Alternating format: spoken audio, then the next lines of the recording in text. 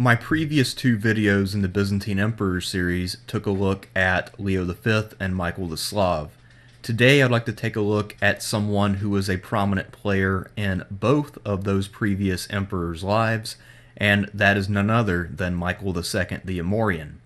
Michael came to the throne in 820 in what can only be described as one of the most chaotic coups in all of history, and then he died in 829 with a hell of a lot of chaos and turmoil in the middle.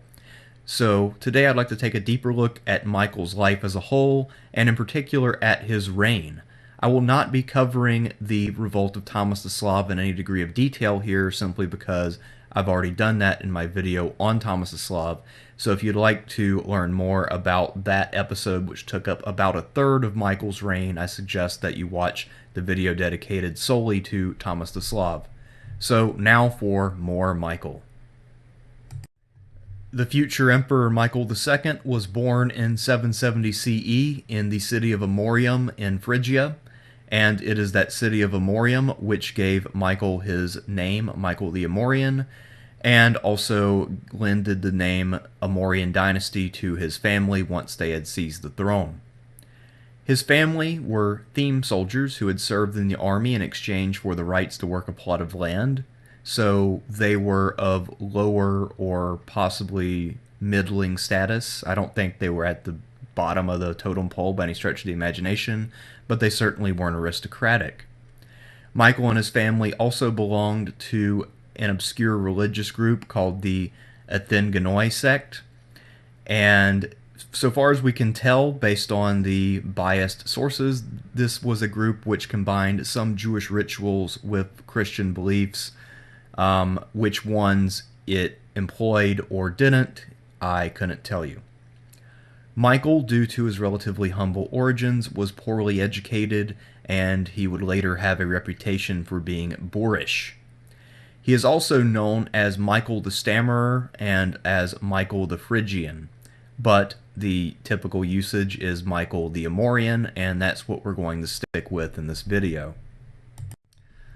As someone who lacked aristocratic heritage, Michael's career was not fast-tracked, and his first great patron was Bardanes Turcus, the guy who launched a usurpation against Nicephorus I in 803. While under Bardanes, Michael served alongside of Leo the Armenian and Thomas the Slav, both of whom were about the same age as him and also became major historical players. Michael was relatively close with Bardanes and married his daughter Thecla, and presumably that was kind of what got him in the door as being someone who was respected and looked upon as a social equal, or close enough to being an equal to be taken seriously. Michael and Leo ended up joining Nicephorus after Bardanes revolted, so their loyalty only ran so deep, or maybe they just simply had enough military sense to look at the situation and know that, Bardanes wasn't going places. At any rate, it looks like possibly the famous rift between Michael and Thomas came because of their varying choices during this time. We do know, however, that they had a common friend in Leo, and both of them remained close with Leo for a number of years. However, Michael and Thomas had some serious beef that we don't really fully understand, and that will become important later for reasons you most likely already know. Now, later on, Michael was, of course, key to Leo's overthrow of Michael I Rangabi in 813, and he was so trusted by Leo that he was put in charge of the Excubitors, the imperial bodyguard, in 813.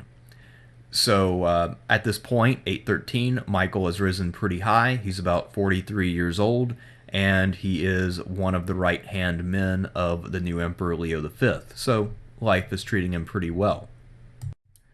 So far as we can tell, Michael and Leo remained close friends from 813 until 820. But then in 820, for reasons that are not entirely clear, Michael soured on Leo and began to slander him in public.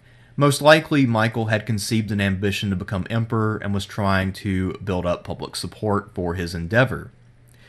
At any rate, Leo wanted to keep this quiet and wanted to get Michael back on his side, so he sent his trusted official John Hexabolus to talk sense to him.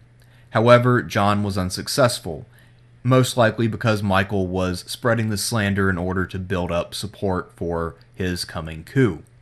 Coincidentally, John Hexabolus is the same guy who once helped Leo attempt and fail to assassinate the Bulgar Khan early in Leo's reign.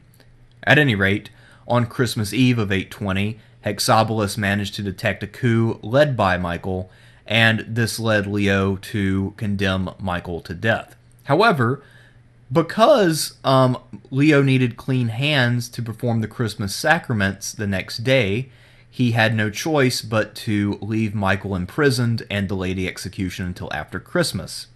So, on the night of Christmas Eve, Michael was in a jail cell in the palace, and Leo was coming up with elaborate ways to have his old friend and the now a traitor executed.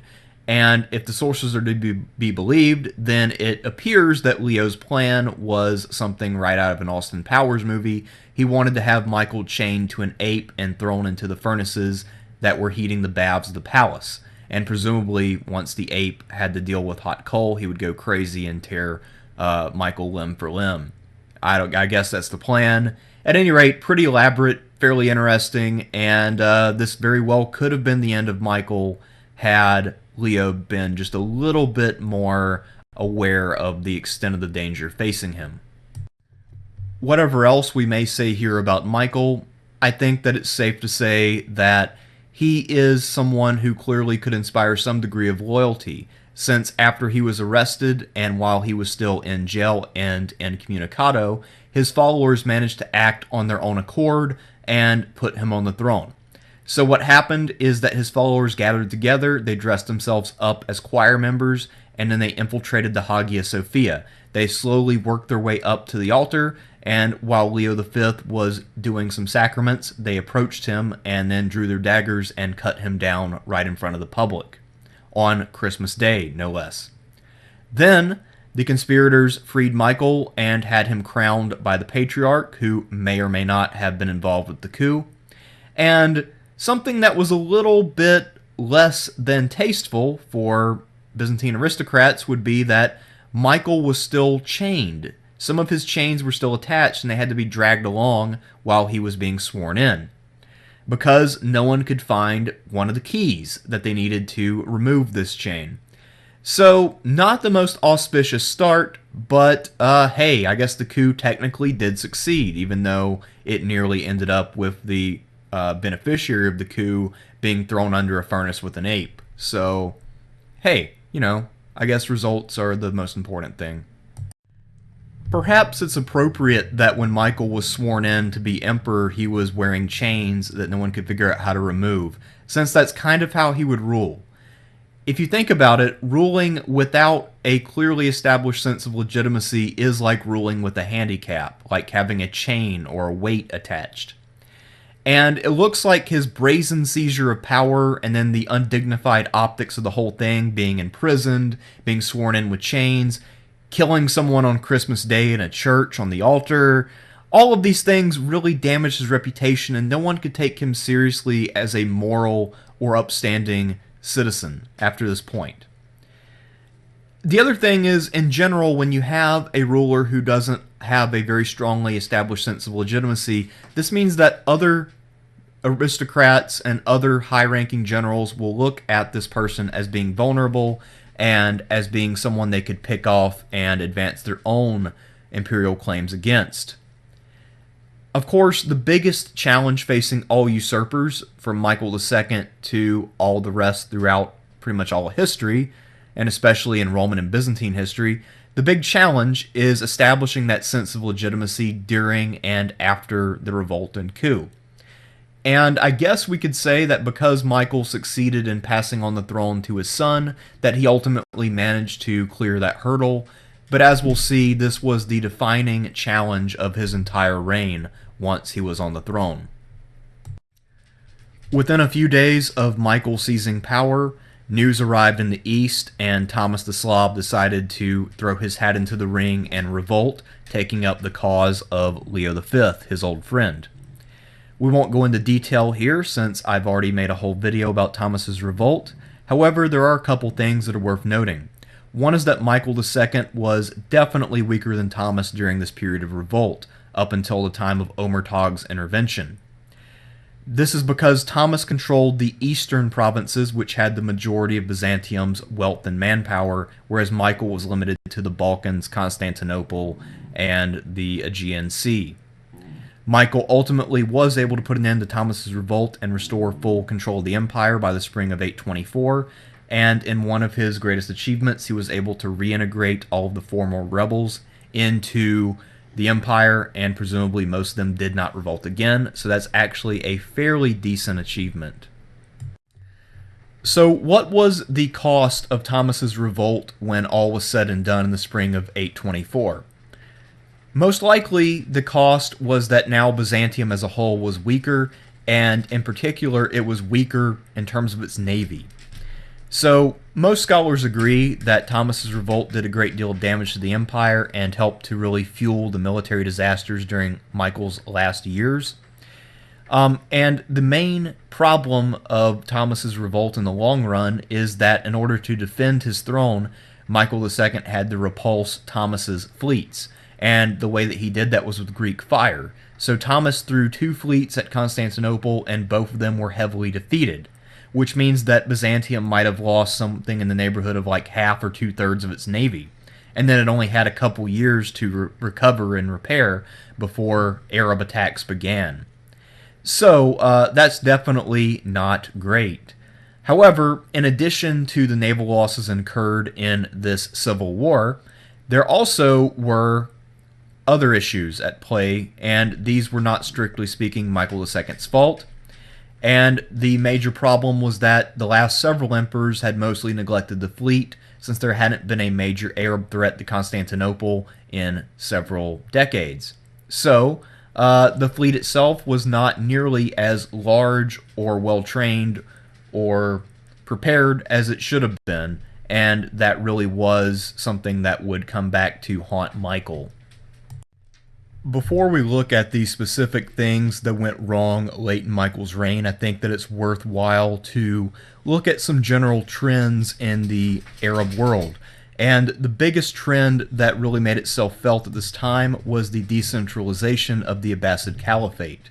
So, in theory, the Abbasid Caliphate was still the strongest power in the world. But, in practice, they had lost a lot of control over their peripheral areas. So, for instance, the Caliph in Baghdad had effectively no control over North Africa. Umayyad Spain had broken away in the 750s following the Abbasid Revolution, so that was acknowledged as gone, but other areas were equally as gone, even if it had not been officially acknowledged yet. So, what happens is that a lot of these outlying areas will sense weakness and opportunity at the expense of the Byzantine Empire, and we'll see that some renegade Islamic forces will pounce on the outlying areas of Byzantium. Ostensibly, the Abbasids were still nominally in charge of nearly all of the hostile powers that we'll see emerge, but in practice, not so much. Baghdad was not directing these operations by any stretch of the imagination, and if you do read that in a source, it is merely either a misunderstanding or some sort of rhetorical flourish to build up this idea of Muslim versus Christian and some sort of larger, more meaningful conflict. The first area to be taken over by opportunistic Islamic forces was the island of Crete. What happened here is that there were a group of political exiles, some 10,000 strong, who had left Al-Andalus after taking part in a failed revolt. These exiles had resettled in North Africa for about a decade and practiced piracy, and then at some point between 824 and 827, these exiles had then invaded and conquered Crete. So Michael responded fairly early by sending reinforcements, and those reinforcements may have stood a chance, but then other invasions happened in Sicily, and Michael decided to divert his attention there since Sicily is a much more prosperous and important province. The Emirate of Crete was established starting in Michael's time and going all the way until 961, when Michael's distant successors eventually recaptured the island in the name of the Byzantine Empire. Over in Sicily, things were actually a little bit more Byzantine, if you'll forgive my use of the word. So there was an admiral of the fleet in Sicily named Euphemius, and for whatever reason he decided to force a nun to break her vows and marry him. When Michael II heard of this, he ordered his general in the area to remove the admiral from office. However, Euphemius killed the general and then entered into open revolt. In order to keep himself alive and remain married to the nun, Euphemius invited the Aghlabid Emirate to invade Sicily from its base in North Africa.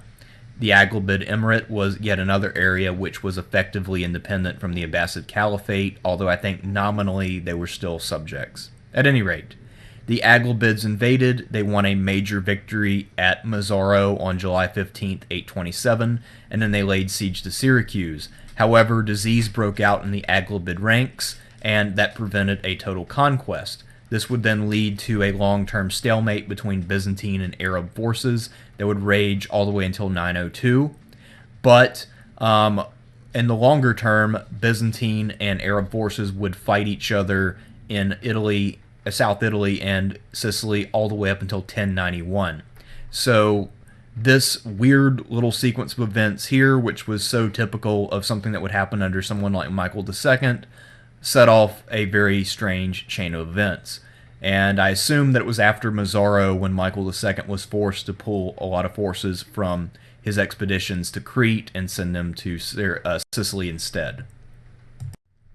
Of course, and unfortunately, no account of any Byzantine emperor would be complete without at least a run-through of their religious policies. Michael II continued Leo V's policy of iconoclasm, but he ended the outright persecution of iconodules, and he slackened the enforcement of iconoclasm. Michael II in general tried to steer a middle ground that would keep everyone content, and for the most part it looks like he succeeded. Aside from some jibes at him by the zealots, he prevented any major problems. Although some people have argued that Thomas's revolt was in part inspired by religious reasons, however, given how early it broke out in Michael's reign, it's very unlikely that it could have possibly been motivated by Michael's own policies. At any rate, Theodore of Studium, the zealot leader, died in 826, and that probably helped to alleviate some of the pressure that Michael may have felt from the zealot faction.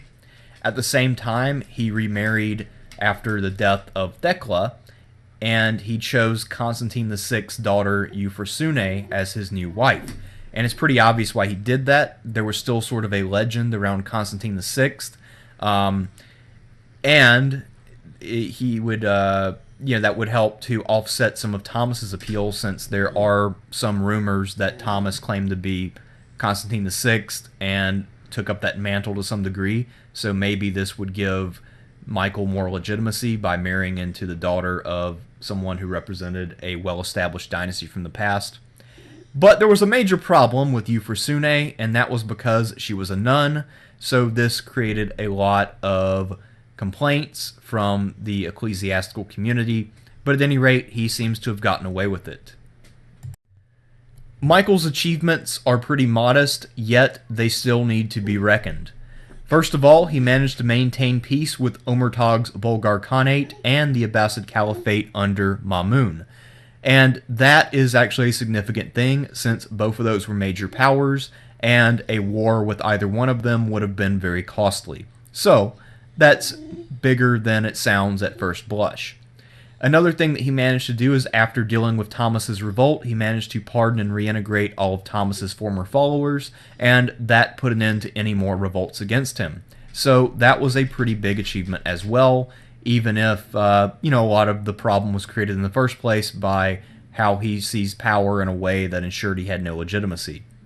But, if you're going to create your own problems, you might as well at least solve them. He also initiated the project to strengthen and heighten the walls of the Golden Horn. Thomas almost seized Constantinople by attacking from the Golden Horn, and Michael understood that this was the weak point, so he tried to strengthen it. His son Theophilus would complete that project. Michael also rewarded his home city of Amorium by enriching it and empowering it, and that would last for a little while. He also did just well enough to allow Byzantine recovery efforts in the Balkans to continue. We don't really know of any major boom that took place under Michael, but certainly there was no bust, so that's definitely something that is worthy of mentioning, even if we can't quite elaborate on it too much.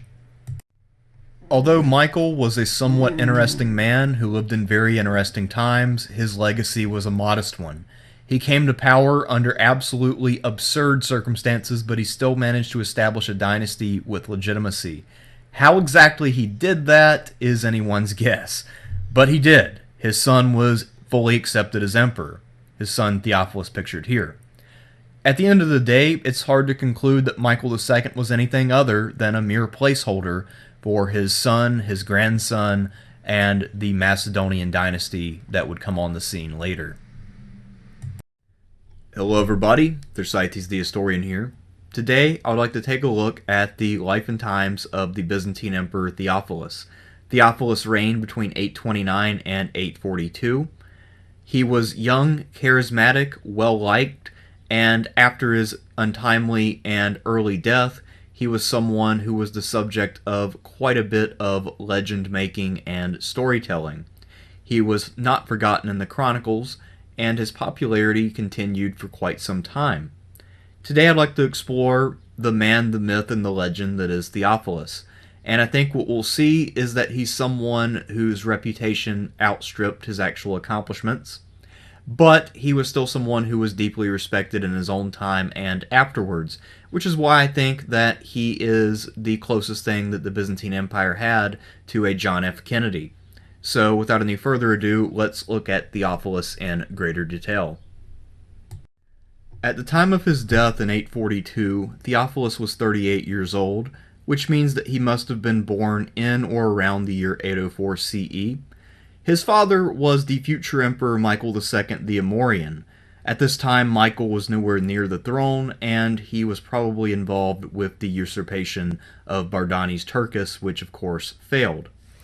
So we don't know exactly where Theophilus would have spent his earliest years. At some point, he would have presumably spent a good deal of time in the family's ancestral home at Amorium, pictured here, the ruins at least of it.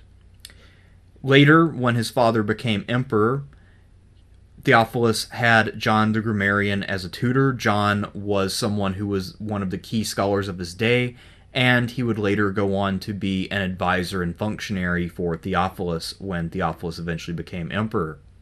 When Thomas the Slav was laying siege to Constantinople in 821, Theophilus was a teenager. He would have been about 16, and he led a solemn procession with the fragments of the True Cross and the robe of Virgin Mary along the land walls to try to bolster the morale of the defenders of the city.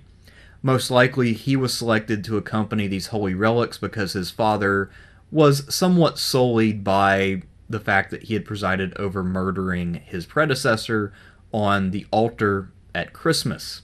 At any rate, in 822, Michael decided to crown his son Theophilus as co-emperor, so technically this is when Theophilus' reign began. And it looks like he took a relatively active part in government, despite the fact that most co-emperors who are the heirs apparent don't really do all that much. In 829, Michael passed away, and Theophilus took power in his own name and by himself. By this point, he was 25 years old, and he already had several years of experience under his belt, so he was better qualified than most new emperors that we've looked at so far. Before we delve any deeper into Theophilus' reign, I would like to pose a couple of questions that I see as sort of underlying everything that's going on in his reign. Because if you think about the way that his reign is portrayed, it's actually a little weird. So we know that Michael the Amorian and his wars had been expensive, and that he had had a great deal of trouble funding the naval expeditions to aid Crete and Sicily when they came under attack in the second half of his reign. Yet, Theophilus seems to be rolling in the dough. Well, why is that? How is this possible? My guess, and again, I don't really have much to back this up, is that the Byzantines were able to reopen and reacquire the Macedonian gold mines, which had funded the wars of Philip and Alexander. I assume that the gold veins were still active at this time and hadn't been completely tapped out. I don't actually know. And we also know that during the time of Nicephorus I, that the Byzantines had reacquired a lot of land in the Balkans, so perhaps this was the source of that wealth, or maybe they found another source somewhere else, or maybe it was simply being able to collect taxes from all of these new territories in Europe. I don't know. At any rate, apparently the wealth situation in the Byzantine Empire changed rather dramatically and rather quickly when we change between Michael and Theophilus in 829. Also, Theophilus was extremely popular and well regarded in the sources, and that's despite the fact that militarily he presided over more failures than successes. And also, another thing that's weird about him is that he was an iconoclast who presided over an active persecution. And normally the sources are extremely iconodule. They're extremely in favor of icon use, since icons won out, as you might be aware. And they tend to really hate any emperor who was against icons. So, for instance, Leo III, Constantine V, all of those guys really get bashed in the sources, but for whatever reason, Theophilus doesn't get bashed, and he's seen as a really good emperor. Why is that? Well, possible answers: he had great PR. We'll see that there are plenty of stories and anecdotes about how just Theophilus was, and maybe these stories were put about to really bolster his reputation, and they really took hold. He also might have just done a really good job of attending to the needs and wants of the city population, which would have included a whole lot of literate people, and maybe that really impacted the way that he was viewed by posterity. And also because he died prematurely, there could be what I would call the JFK effect, where everyone wonders, well, he was on the path to greatness, and I wonder how high he could have soared if he would have had the chance. So maybe he's been given more benefit of the doubt than he would have had he died at an older age after having not quite tapped out his full potential. And the other thing he has going for him is that he was bookended by some serious chaos.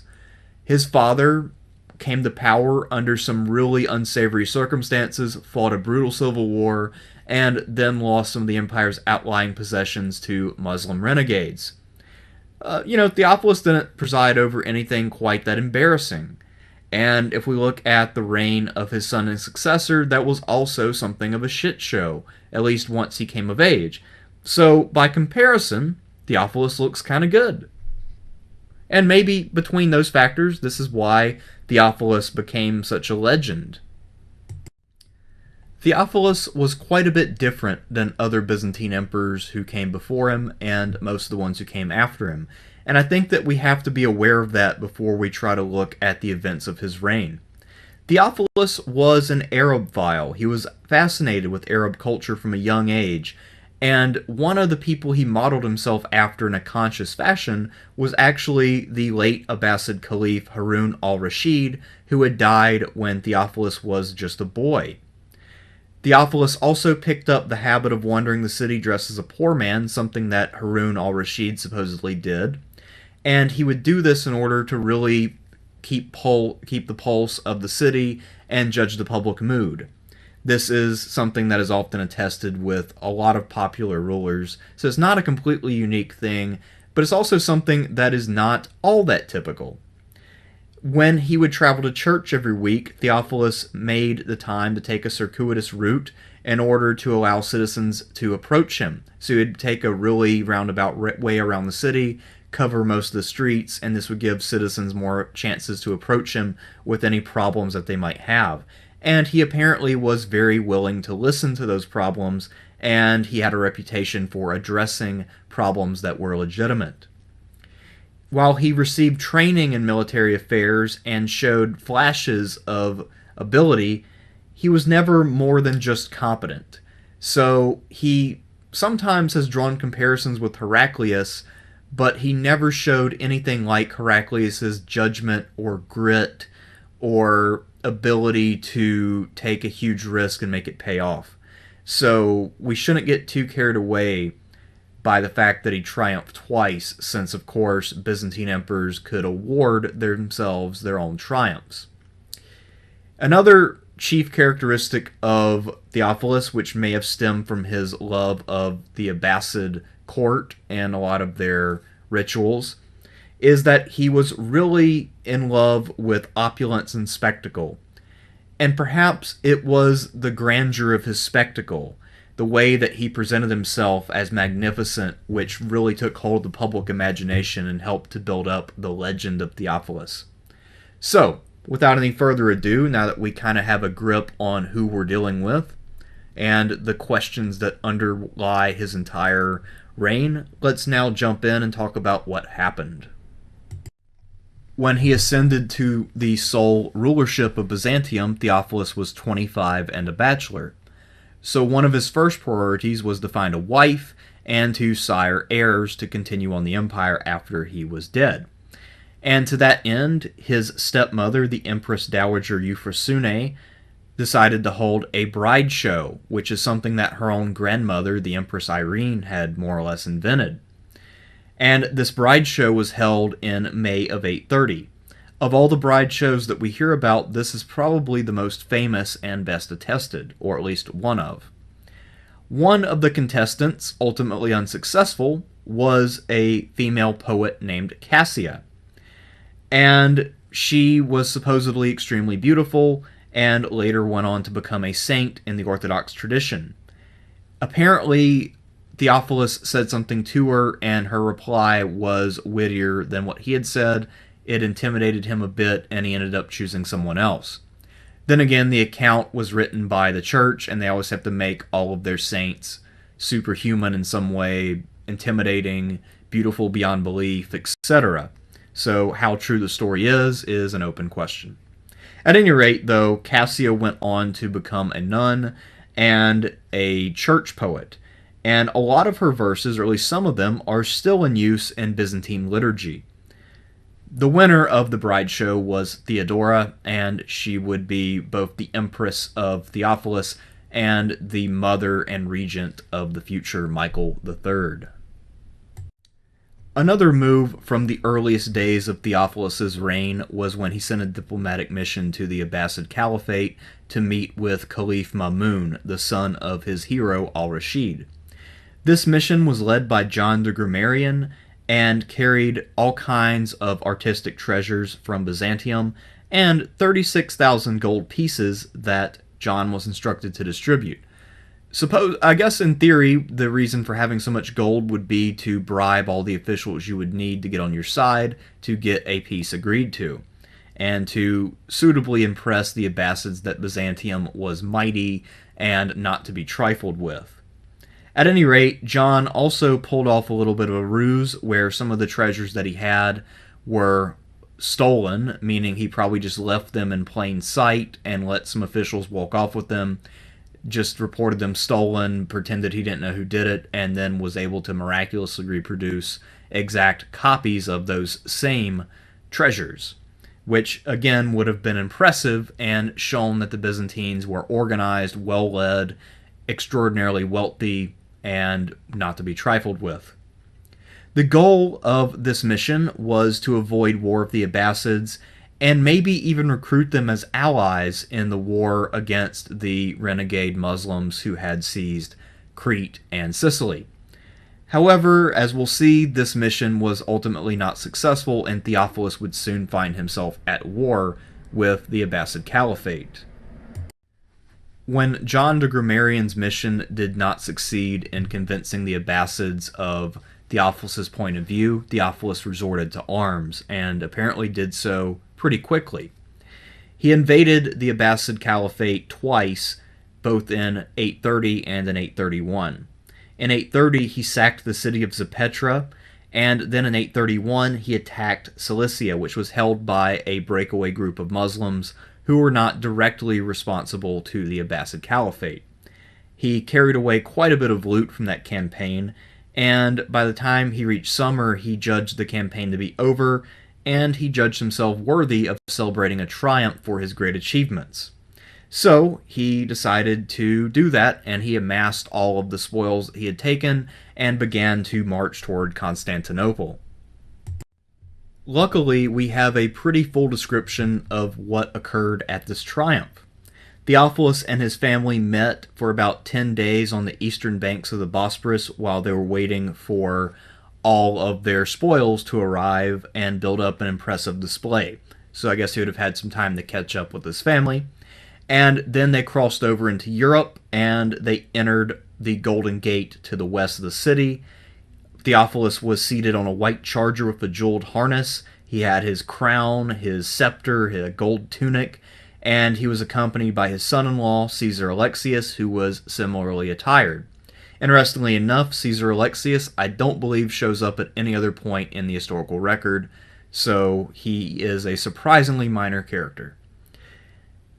Both the emperor and his Caesar were given golden crowns by the civil authorities, and there was a ceremonial resumption of authority in Constantinople. Then Theophilus took up a golden throne near the Chowki Palace, while he displayed a new golden organ called the Prime Miracle, so this would have been a fantastically expensive musical instrument. And then he received various awards from the Blues and Greens, the main circus factions in Constantinople. The next day, Theophilus awarded all of the soldiers who had distinguished themselves in the campaign and presided over the triumphal games. If you'll recall, every triumph was followed by athletic contests, which were originally intended to honor the gods, but in a Byzantine context, this was just a tradition that had no direct justification. But it was still fun and boosted public morale, so everybody was down for the games. Despite the fact that Theophilus loved all things Arab and that he had greatly admired the former Abbasid Caliph, he apparently didn't really understand how large empires that were decentralized, like the Abbasid Caliphate, operated. And he certainly didn't understand that for a large empire that was decentralized, it took a long time for an army to mobilize and react to a minor invasion. And this knowledge, or lack thereof, came back to bite him in the ass. So in the autumn of 831, after Theophilus had withdrawn his army and was fresh off of his grand triumph, the Abbasids struck back, and they invaded Byzantine territory.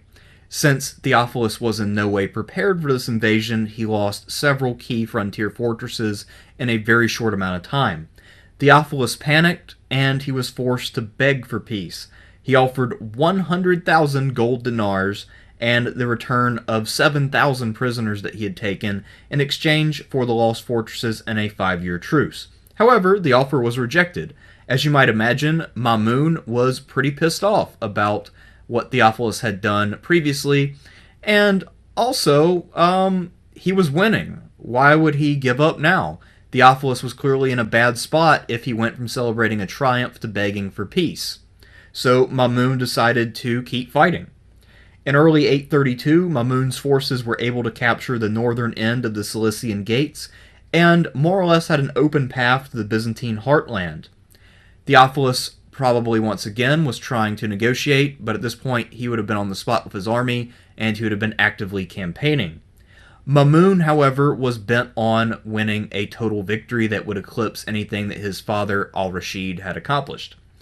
And his demands were that the Byzantine Empire and Theophilus himself would have to convert to Islam if they wanted to end the war without it ending in a complete and total conquest. So Theophilus, naturally, as you might imagine, did not accept that offer and continued to fight on, looking for a way to reverse his fortunes. From 832 into 833, Theophilus and Mamun continued to fight each other, but there were no major developments, and Byzantium remained threatened, but undefeated. And then Theophilus got the biggest stroke of luck he would get during his entire reign, because Mamun fell dead of natural causes while on campaign in August of 833. And what this did was it led to a truce, and it gave the emperor some significant breathing room. since what happened is that Mamun's brother Mutasim decided to claim the throne despite the fact that Mamun had a living adult son. And naturally, this led to a civil war in the Abbasid lands, and, meant that the Abbasids could not invade Byzantine territory. So during the 3 or 4 years after Mamun's death, Theophilus was able to restore the strength of his army and build up his fortifications. It's probably to this period when we should date a lot of Theophilus's reforms to the themes of the East, which we'll get into later. In 837, Mutasim had secured the throne, and he was ready to reinitiate hostilities with the Byzantine world. However, he found that Theophilus had used his time well, and that the Byzantine forces were well prepared for war. Theophilus took the initiative and launched raids into Mesopotamia and western Armenia. And by the way, during this period, Byzantine armies raiding Mesopotamia was not a common thing. So this would have probably been a bit of a shock for the Abbasids. And these raids were pretty successful, and it led Theophilus to believe that he had earned a second triumph for his military brilliance and accomplishments. So once again, he went to Constantinople loaded down with spoils, and this time he topped his first triumph because during the triumphal games he himself competed as a chariot racer. And not surprisingly, he won. He represented the Blues, and all the other drivers stayed behind him deliberately and made sure that he won, and won big. And when he won this rigged race, the crowd actually greeted him with the words, "Welcome, champion incomparable." And for Theophilus, whose last triumph had then ended with a humiliating defeat, this must have seemed like redemption, and this was probably the high point of his career. Another quick point, though, on the idea of the race being rigged. This was a tradition dating back to the earliest emperors of Rome. Caligula, Nero especially. Nero liked to compete in athletic contests, even though he wasn't an athlete. And he also liked to compete in singing contests. And no matter how terrible he was, people would let him win. If he fell out of his chariot, everybody else would stop until he'd gotten back in and built up a lead. So this was not something that Theophilus invented, and it doesn't necessarily point to megalomania or anything of that nature on his part. He was actually just following a tradition, but it's still kind of a ridiculous tradition. So, anyway, back to the story. Whatever Theophilus's virtues may have been, when it came to prematurely ending campaigns and celebrating before things had been settled, he clearly hadn't learned his lesson. In April of 838, Mutasim gathered an army of 50,000 men, and his purpose was purely punitive. He was going to drive beyond the Byzantine frontiers into the heartland and destroy the imperial family seat at Amorium. The two rulers clashed at the city of Dazaman, also known as Anzan, today's Tokat, and they fought a major battle here. Now, obviously, Dazaman was quite a bit to the east of Amorium, so Theophilus was near the frontier. He had gotten his army back in time, and he was clearly interested in not allowing his family seat to fall to the Abbasids. They fought a major battle here, and at first the Byzantines were winning. It looks like the military reforms that Theophilus had undertaken were working well. But then a heavy rain broke out, and while Theophilus was winning, he decided that one of his wings was in trouble, so he removed 2,000 men from the front line and tried to move them around the rest of his army to get to that threatened wing. However, for whatever reason, he didn't send messengers to his other commanders to inform them of what he was doing. So when the other forces saw some of his men falling back, they assumed that Theophilus had been killed and that all was lost. So things went to shit really quickly. So as I mentioned, when Theophilus withdrew his 2,000 men and didn't explain his intentions, his men, who were already probably a bit unsettled by the heavy rains, thought that instead of the battle going to them, everything was lost because Theophilus must have been cut down, and now they were on the verge of being overrun, so a large portion of the army just melted away. Theophilus, of course, didn't know that he had died, and his unit stayed together. And the next thing they know, they're surrounded by the Abbasid army, with their own army now off the field. Now, one good thing about the heavy rains for Theophilus is that the Abbasid archers couldn't really do their thing because their bowstrings were too wet to function. So they couldn't just shoot down all of Theophilus's outnumbered men. Theophilus was then able to gather his men together, form a tight knot, and break out, and then escape west. However, he was only able to do this while incurring heavy losses. And after the Battle of Dasamon, Theophilus's army was too reduced and too demoralized for more general engagements. They would have needed more time to get their shit back together. So this means that now Caliph Mutasim has a clear line on his target, the city of Amorium. While on the march to Amorium, Mutasim marched first to the city of Ankara, which is modern Ankara, the capital of Turkey.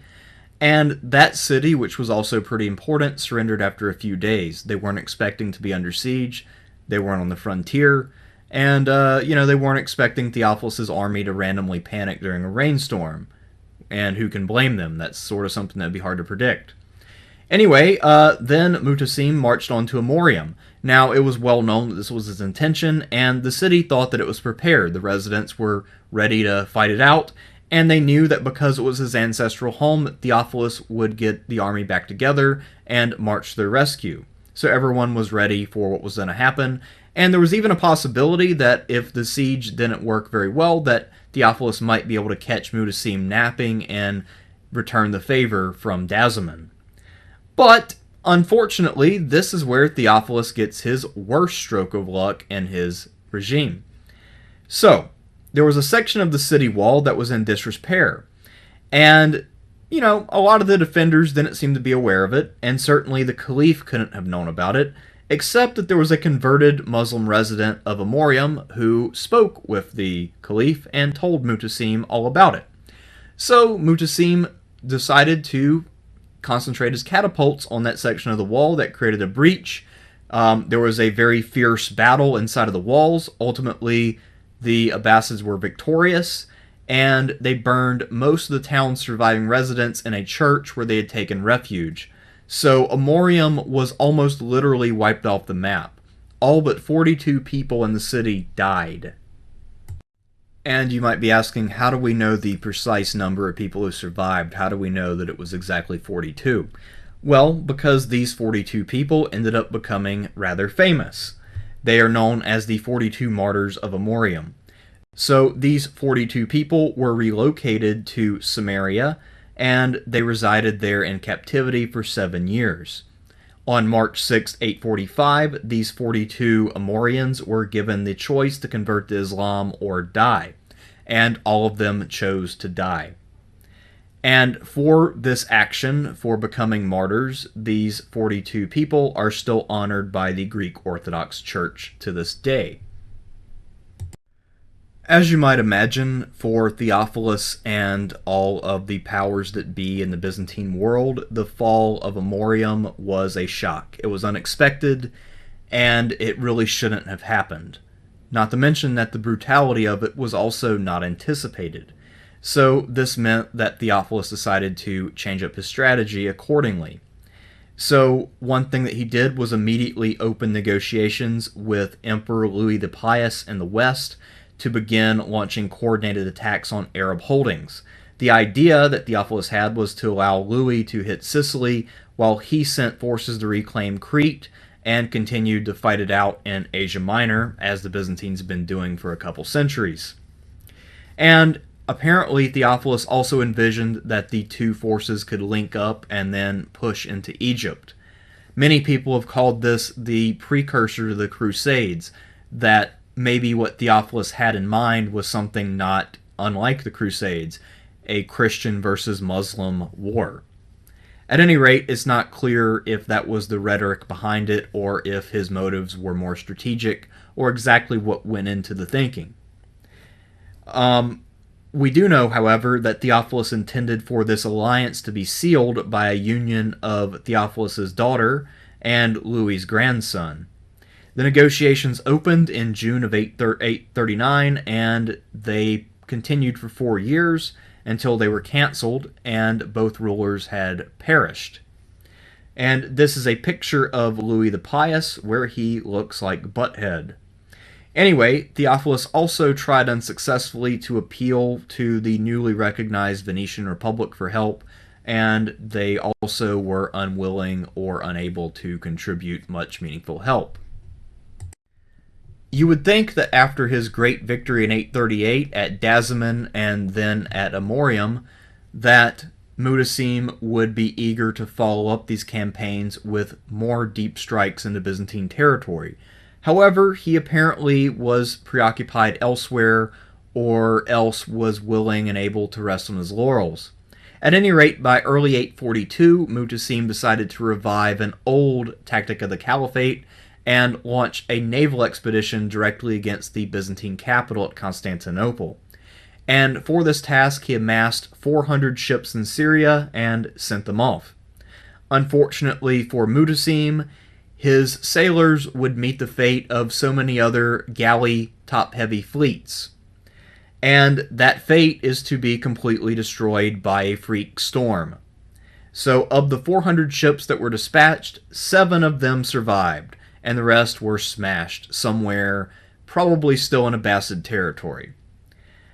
And luckily for Mutassim, I guess you could say, he died without knowing that his last great effort had become a complete and total boondoggle. He died on January 5th of 842, and he was unaware that his last effort at defeating Byzantium had been a complete waste of manpower and resources. As for Theophilus, he actually died not long thereafter on January 20th of 842 of dysentery, and he may not have known about the fleet or its destruction at the time of his death, or maybe that was the last piece of news he ever received. At any rate, hard to know. And, of course, this brings to an end the account of the events of Theophilus's reign in chronological order, but there are other things that we need to talk about that can't really be placed into a clear chronology, so we'll just discuss them as they come up. Earlier in this video, I alluded to Theophilus having made military reforms, and these reforms were most likely made between his 2 wars with the Abbasids. So most likely these reforms took place primarily between 833 and 837. At any rate, the first project that Theophilus embarked on was to complete his father's work in heightening and strengthening the walls at the Golden Horn. If you'll recall, Thomas the Slav had almost captured Constantinople because the seaborne fortifications at the Golden Horn were a bit weak. So Michael and his son Theophilus spent quite a bit of time and energy correcting that problem. Now, on to what Theophilus did in the East. So there he created 3 new Eastern themes. Most likely this was to weaken the authority of the Strategoi and make them less likely to revolt, but also to give them more manageable, smaller commands and make things a little more flexible. In addition to those 3 new themes, he also created 3 new Kleserai, or defensive districts, and these were along the eastern frontier, so these may have been more or less purely military districts, whereas a theme was not. And these districts apparently proved to be pretty successful. Arguably, Theophilus was only able and willing to perform these reforms because he had met with some failure, and he knew that the East was vulnerable. In the long run, these reforms proved to be beneficial, and they helped to enhance the empire's long-term security. So this is something that Theophilus has going for him, even if he was not the greatest battlefield commander or judge of when a campaign is actually over. In one of my early sections in this video, I mentioned that it is a bit mysterious that Theophilus was an iconoclast, but one who was not hammered by the sources for his iconoclasm. So let's talk about that. Theophilus was the last major iconoclast, and certainly the last emperor who endorsed a persecution on the issue of icons. Given that Theophilus only really punished prominent iconodules, and only on an infrequent basis, this suggests that he was acting for political reasons to appease some part of his populace. It doesn't appear to be something that he cared about all that much. And in fact, he knew that his wife, the Empress Theodora, and her mother were both ardent and practicing iconophiles. Both of them had icons in their personal chambers. Theophilus had to be aware of this, and apparently he didn't care. But for whatever reason, he still persisted with persecuting a few token people here and there for their veneration of icons. Let's look at this last iconoclast persecution in detail. So this persecution actually didn't start until about the middle of Theophilus's reign. So what happened is the patriarch had died in 837, and Theophilus chose his old tutor, John the Grammarian, to be the new patriarch. And both of these men were iconoclast. It might be where Theophilus got his conviction, was from his teacher. And they decided to reinstitute the persecution of iconodules, and they decided to aim it especially at monks. And maybe this is because monks tended to be people who opposed the traditional power structure, and it may have been more politically motivated than anything else. Really hard to say at this remove. Two Palestinian monks were prominent at the time as defenders of icons, Theodore and Theophanes. They were brought to Constantinople, and then they were branded with iconoclast verse on their forehead, and this made them be known as groptoi, those who were written on. One of these brothers died, possibly in a way that was exacerbated by the wounds that he received from this, but one of the other ones went on to become a bishop of a major city, so apparently he was no worse for the wear. And if anything, it would have made him something of a hero to stand up for his beliefs and then have those beliefs be validated and accepted by everyone. There was also the instance of the icon painter Lazarus, whose palms were branded by Theophilus's agents, but apparently he also was not hurt too badly, and he was later able to produce two major icons, including one that went over the Chalky Gate that replaced the one that had been destroyed by Leo back in the day. Earlier, we talked about how Theophilus was a big fan of display and ostentation, and that he was very good at presenting magnificence to the public. Well, let's talk about some specific examples that he accomplished over the course of his reign. So, one project that he was probably very proud of was his renovation of the Great Palace Complex. This had been built originally by Constantine I and last renovated by Justinian I. So, not only was it overdue for a renovation, but by renovating it, he was able to put himself in the same category as two emperors who had the appellation the Great. And no doubt Theophilus probably thought of himself as being one of the men who deserved the title the Great. He also added the triple shell and the Hall of the Pearl to the Great Palace Complex, and I'm not entirely sure what these are, but I know that they're made of very expensive materials like porphyry, so this was apparently very impressive. He also added mechanical lions and birds near the throne at the Palace of the Magnara near the Hagia Sophia, and these would all make noises when ambassadors would approach and leave the palace. So this was considered to be something of a marvel. However, these animatronic things, or whatever you want to call them, mechanical animals, were really inspired by Abbasid technology, and this is one of the examples of how Theophilus modeled himself after the Abbasid rulers and took some of his inspirations from them. In addition to his close relationship with John the Grammarian, who was one of the greatest scholars of that time, Theophilus also had dealings with Leo the mathematician, who was an internationally famous scholar and polymath. Leo's interests really were all over the place. He was interested in mechanics, ancient literature, theology, and, not surprisingly, mathematics. At one point, Leo was about to go to the court of Caliph Mamun when he was invited. However, Theophilus didn't want to lose this acclaimed scholar and wanted to keep him as an ornament of his and the Byzantine Empire's greatness. So instead, he refused to let Leo go and set him up as a teacher at public expense in one of the main churches of the capital. So this would really help set the precedent of Byzantine rulers serving as patrons of the art and of encouraging things like education and learning. So this would be yet another credit to Theophilus, since it made him look like someone who was broad-minded and really cared for the well-being of his city and the preparation of its ruling class. As I've mentioned several times, Theophilus is one of those figures about whom legends are told. And none of those legends quite encapsulates why he was so beloved better than this one.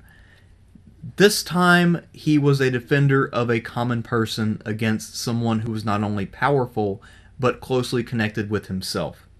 So, at one point, Theophilus was approached by an elderly widow who complained that the emperor's own brother-in-law, Patronus, was enlarging his palace in a way that made it block out all of the sunlight from her house. Theophilus investigated her claims and found them to be true, and to rectify the situation, he ordered Patronus to tear down the structures responsible for blocking the sunlight, and then had Patronus flogged in public for his insolence and the abuse that he put on to this widow. Now, I presume, but I don't know for sure, that the widow had approached Patronus about this issue, and he probably blew her off and said, well, I'm powerful and important, and you're no one, so I'll do as I please. And Theophilus stood up for her right to have sunlight.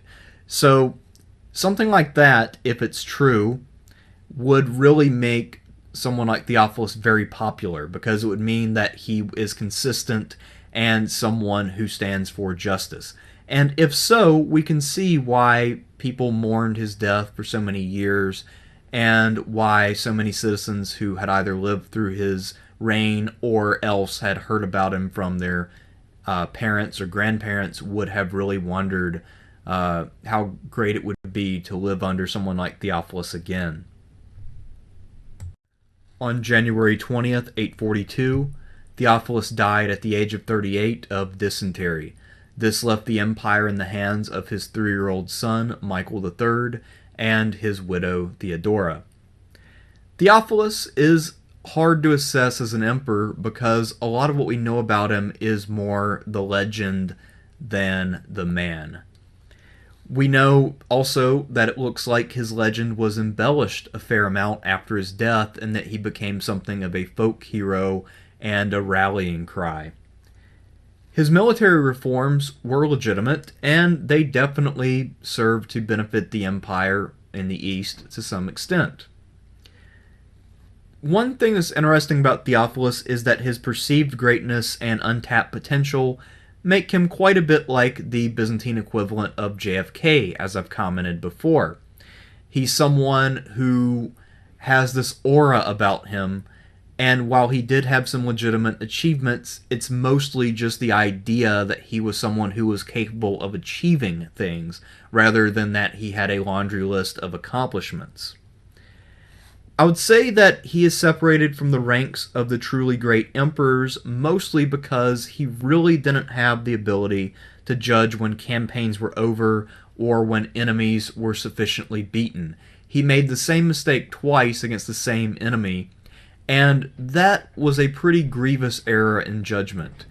By that point, he was a relatively mature and experienced ruler, and he really should have known better. That being said, certainly we've seen far, far worse emperors, and we're about to see another one when we look at the reign of his son Michael III, who earned the not very flattering sobriquet of the Drunk. Hello everyone, welcome back to the Byzantine Emperors series. I'm Thersites the Historian. Today we're going to take a look at Michael III the Drunkard, who ruled the Byzantine world between 842 and 867. Now, Michael presents a lot of difficulties, and that's a large part of the reason why it's been a full month or more since I made my video on Theophilus. It's taken me quite a bit of time to figure out exactly how to approach Michael. Well, that and combined with the fact that I moved during that time and have had a bunch of other things going on. But at any rate, the time has finally come to take a look at Michael and really try to dissect his complex and important time as emperor. So let's look at how Michael staggered through success. The major difficulty that I've encountered in trying to do a video on Michael in the style of the other videos that I've done on previous emperors is that he is a rare ruler in the sense that he doesn't really do a lot of hands-on direct governing like many rulers, including his father Theophilus, but at the same time he's not a complete palace prince or someone who leaves all the business of governance to others, like say an Arcadius. He is someone who seems to have had a varying interest in government depending on what time in his reign we're talking about, and he seems to have been mostly content to leave all the major decisions to his advisors and then very occasionally assert himself for reasons that aren't entirely clear. And because of that alone, it's really difficult to tell the story of Michael III's time from the perspective of Michael III, since he was really not the most active participant at that time. At the same time, though, we have to take some account for his personality and his decisions, since he did assert himself at times, and the decisions that he made or the actions that he took part in had an impact. Another difficulty that's probably well known is that because Michael III was murdered and replaced, his successor and the dynasty that he founded made a concerted effort to smear and discredit Michael and talk about his drinking and his erratic behavior. And that further complicates things, so it may have even had an impact on how Michael was portrayed going about the business of ruling. Maybe he actually was more active than our sources portray him. At any rate, based on what we can say with certainty, or some degree of plausibility, that's probably a better way to put it, there are three political phases of domination in Michael's time, and each phase is marked by the control of different individuals. So there's the early phase when he's still a child, there's basically his teenage and early adult years, and then there's the last year or so of his reign, when he made a pretty fatal mistake in backing Basil. So, because of all this, assessing credit or blame to Michael III for the accomplishments of his time is actually pretty difficult. So, what I'll do instead is talk about the people who ruled mostly on his behalf and then talk about how well or poorly they did. Since, if Michael really is as passive as he seems to be, I don't really see any reason to give him too much credit for things that he wasn't all that involved in the first place. So, without any further ado, let's get on with the normal version of this video. On January 19th, 840 CE, Michael III was born. His parents were the wildly popular Emperor Theophilus, pictured on the left, and Empress Theodora. Unfortunately for Michael, his father Theophilus died at the age of 38 on January 20th, 842, a mere day after Michael's second birthday, and this left the toddler behind as Byzantium's new monarch.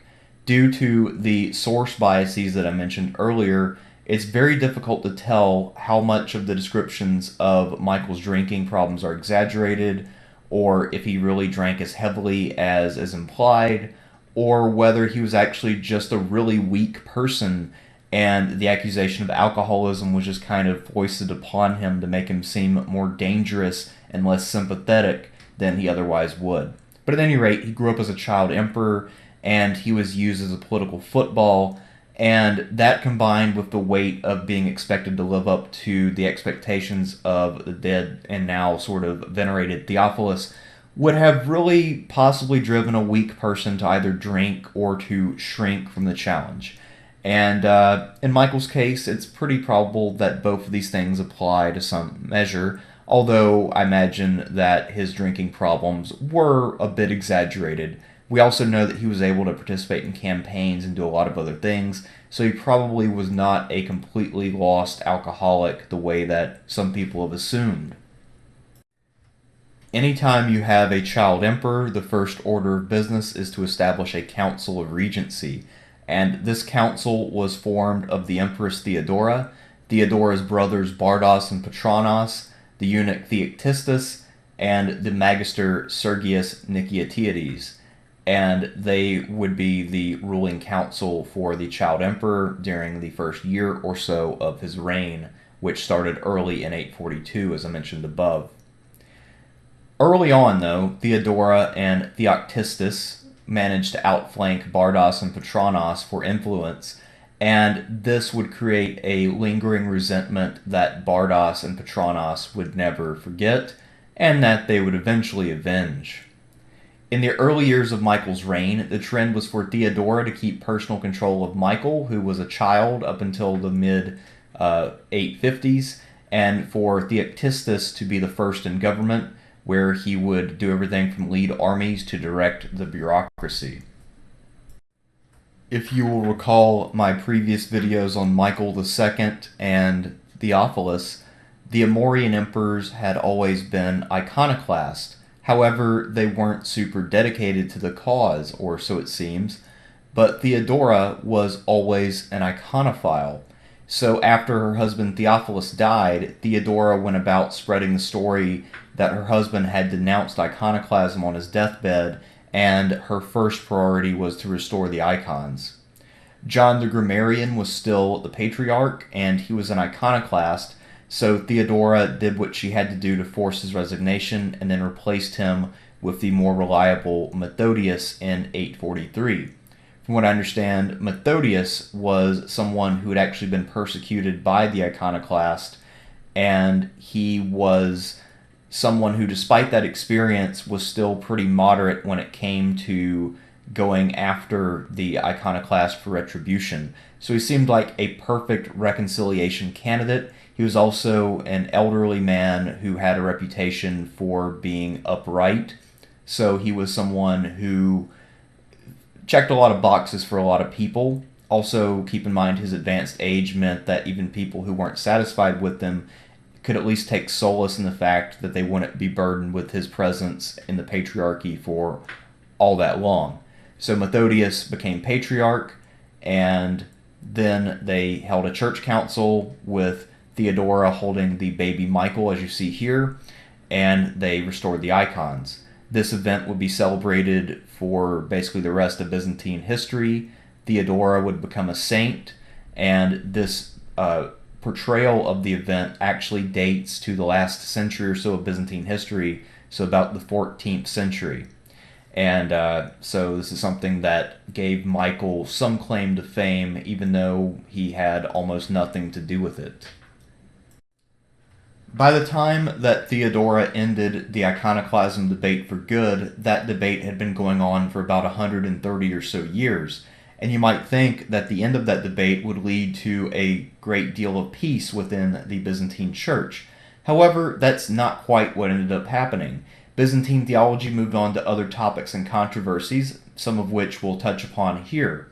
But the main line of division would actually not really be so much about ideas as about the enforcement of norms and the adherence to a strict interpretation of the rules that everyone agreed upon. And that debate would shape up as pitting zealots versus what are called the politicians. The zealots are people who are for the strict enforcement of canon laws and norms.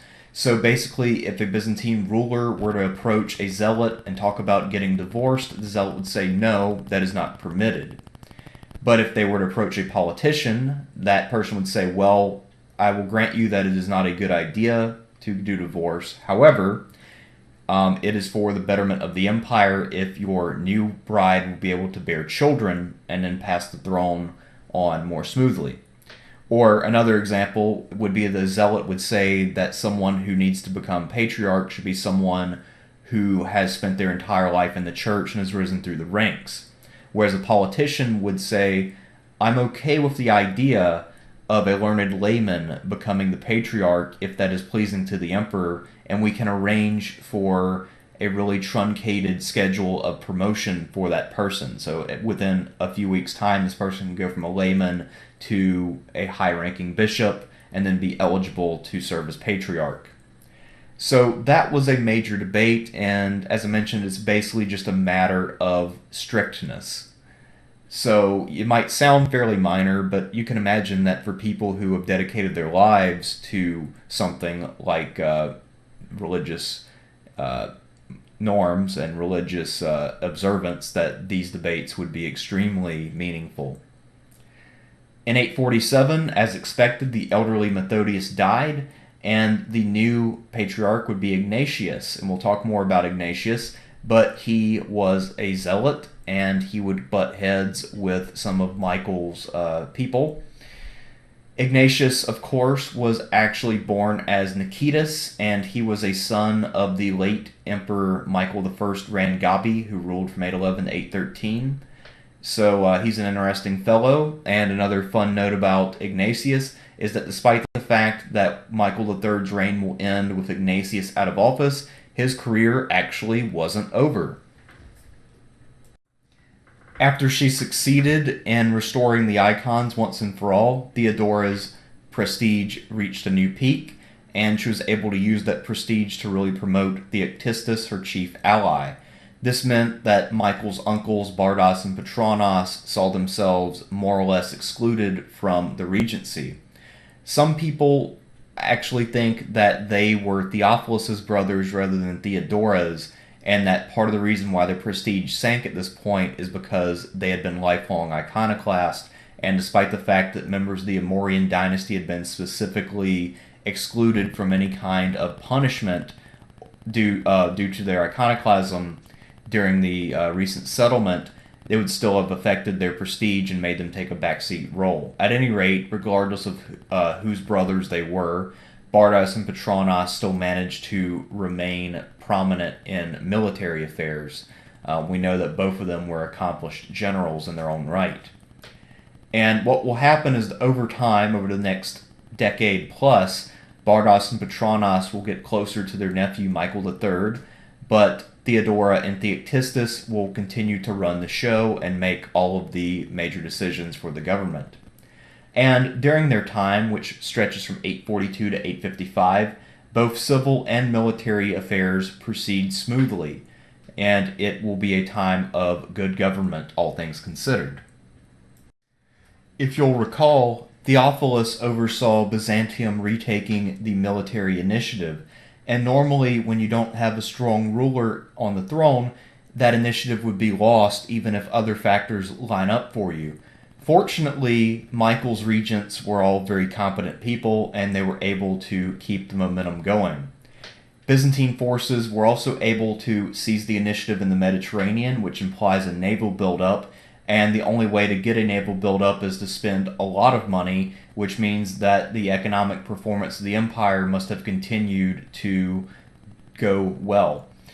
Theoctistus is actually able to organize an expedition to Crete to reclaim the island. If you'll recall, under Michael II, Byzantium had come under attack on Crete and in the island of Sicily from Arab renegades. And the Byzantine navy had really deteriorated over time and wasn't able to fully respond the way that one would have liked.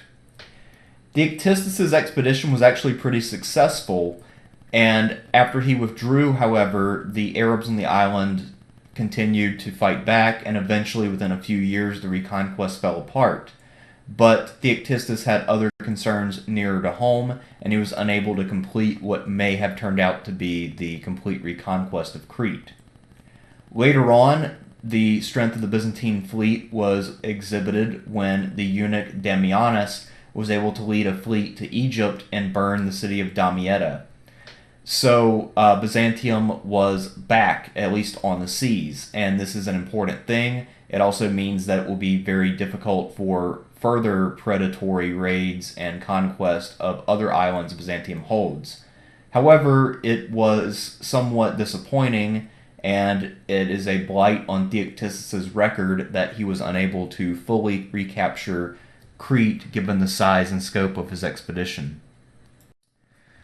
Around this time, Michael III started to enter into his adolescence, and it's at this period that the sources say that he began his career of debauchery. The first sign that he was going to live a debauched life is that he took up a mistress early, and her name was Eudokia Angarina. Eudokia Angarina was the daughter of a senior official, and because of that rank that she held, she should have been eligible to become an empress. But for whatever reason, despite the fact that Michael III had an early attachment to her, he didn't end up marrying her and instead married someone else, as we'll see.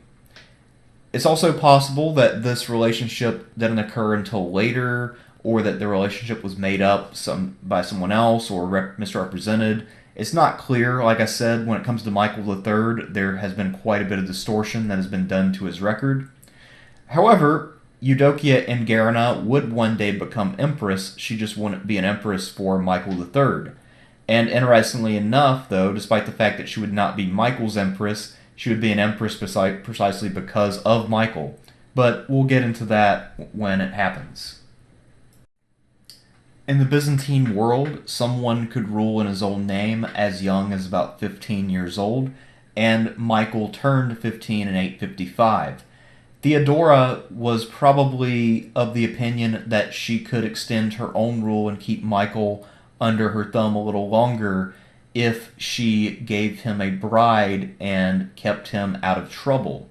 So supposedly she thought that his relationship with his mistress would cause a scandal, and instead of simply letting Michael marry his mistress to avoid the scandal, she decided instead to hold a bride show. And at this bride show, she selected another woman named Eudokia Decapolitissa, as the new empress.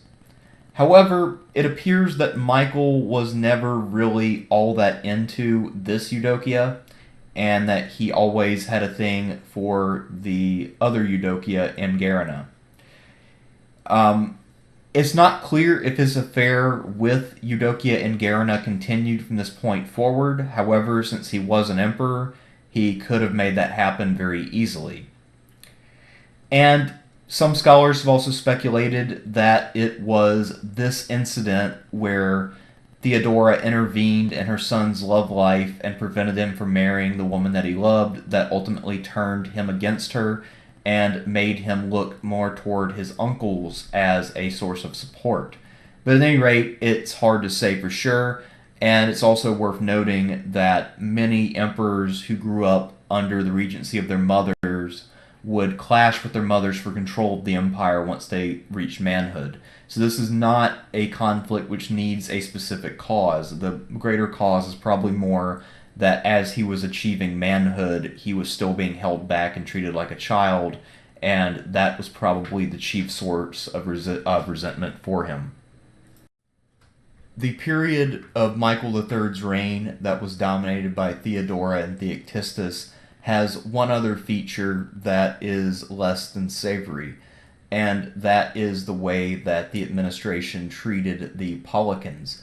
The Paulicans were a Christian sect which rejected some sacraments, the Old Testament, parts of the New Testament, and the hierarchy of the church, and they also had a Manichaean-esque belief in the divide between good and evil, saw the material world as a creation of the devil. And if you're wondering why officialdom would be outraged by anyone seeing the material world as a creation of the devil, the reason is quite simple. The material world is ruled by emperors, and therefore the implication is that emperors are not that important or that they are agents of evil since they only rule over something that is the devil's domain. So if you are someone who is in an imperial government, you would look at this as being potentially threatening. However, the Paulican sect had been quiet and just growing in Asia Minor for about 200 years prior to this point. They hadn't caused any disturbances. They presumably showed up to serve in the military, paid their taxes, did all the things that any other subject would do. However, Theodora, as we mentioned, was very interested in religious affairs. It seems to really have been the only part of government that she concerned herself with, leaving everything else to Theoctistus. And she had a precedent to draw on. Just like when she restored the icons, she had a precedent to draw upon. Here she also had a long precedent. Michael I, who had ruled from 811 to 813 and whose son Ignatius was now the patriarch, had actually started the persecution of the Paulicans, but on a very small, minor scale, and that persecution had continued on and off, being slowly ramped up by the previous Amorian emperors, Michael II and Theophilus. When Theodora saw her chance, and then she had that ally in Ignatius, who was a zealot for cracking down on non-Orthodox Christians, and they decided hey, let's go for it and let's really enforce the will of the church on our subjects. It's hard to pinpoint the precise time when Theodora decided to strike against the Paulicians, but it had to happen sometime early in Michael III's reign, most likely between the mid 840s and early 850s. And what ends up happening is that Theodora has a decree passed which demands that the Paulicians profess their error or die. And as you might imagine, very few Paulicians complied with this, and it led to the massacre of 100,000 of them by hanging, drowning, crucifixion, and the sword. So while this seems to be Theodora's doing, remember that Theoctistus actually ran the empire's operations, so he would have had to take troops from the front lines and enforce this decree. What ends up happening is that some Paulicians flee to Arab lands, and others of them are able to escape into the Balkans and spread their beliefs there. Some people also think that the Cathars of southern France in later centuries got there because ultimately of this persecution by Theodora. So this did have some long-lasting consequences, and it is probably the single biggest black mark against the reign of Michael III. So this is probably the low point in many ways. Actually, I would say this is definitely the low point of his entire time on the throne, even though, again, he had basically nothing to do with it. By 855, Michael was 15 years old, which made him a man by the standards of the day. He was married to a woman that he did not love, and he was ready to assert his right to rule. So siding with his uncle Bardas, who promised to support him, Michael plotted against Theoctistus and Theodora and set out to establish his own rule. On November 20th, 855, Michael and Bardas intercepted Theoctistus as he was about to visit Theodora and discuss government matters. The emperor, however, accosted this eunuch for not bringing government business to him, and then, following an argument, Michael and Bardas put Theoctistus under arrest. So, why did Bardas wait until this point to strike out against Theodora and Theoctistus? Well, simply put, Bardas's claim to power rested with the young emperor, and he needed the emperor to ask for his help before he could do anything. He was still bitter about being outmaneuvered in the regency, and now he finally had a chance to do something. It also seems that Bardas most likely thought that he could do a better job running the government than Theoctistus, and part of that may have just been the general aristocratic disdain for eunuchs. At any rate, though, once they had Theoctistus arrested, Bardas was of the opinion that they should exile him. Bardas does not seem to have been a bloodthirsty man, despite the fact that he was willing to overthrow the government. However, Michael decided to go a step further and have Theoctistus executed. Maybe Theoctistus had said something to him that didn't settle well, and Michael was clearly pissed off. As for Bardas, he was an experienced soldier, a competent administrator, and he was energetic in both his campaigns and in his style of governance, and the empire would benefit immensely from his qualities.